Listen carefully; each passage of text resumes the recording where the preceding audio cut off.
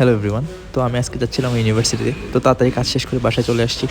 বাসায় চলে এসে শাওয়ার নিয়ে রেডি হয়ে চলে যাই নিচে। নিচে এসে দেখি আমার উবার চলে আসছে। চলে আসছে। Oh, how are you?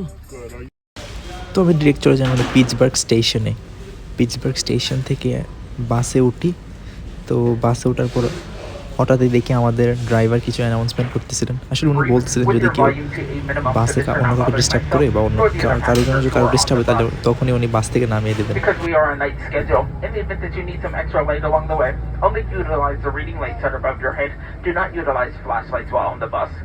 Failure to follow those rules, especially that speakerphone policy, does make you subject to me terminating your trip. সকাল 5টায় আমি ওয়াশিংটন এসে নেমে কিছু খাওয়া দাওয়া করি, ব্রেকফাস্ট 7-8 ঘন্টা রেস্ট নেওয়ার পরে তারপর আমার মেট্রো ধরে আমি ডিরেক্ট চলে যাই আমার ইউনিভার্সিটিতে। তো এই আপনারা দেখতে পারতেছেন আমার ইউনিভার্সিটি বিল্ডিং। সো আজকে আমার প্রেজেন্টেশন দিতে হয়েছিল, যেটা আপনারা দেখতে পারবেন আমার ভিডিও শেষে। রাত 10টার দিকে আমার ক্লাস শেষ হওয়ার পর আমার এক ফ্রেন্ড, ও হচ্ছে উজবেকিস্তানের, ও আমাকে ড্রপ করে দেয় ওয়াশিংটন স্টেশন পর্যন্ত। Car in front of him.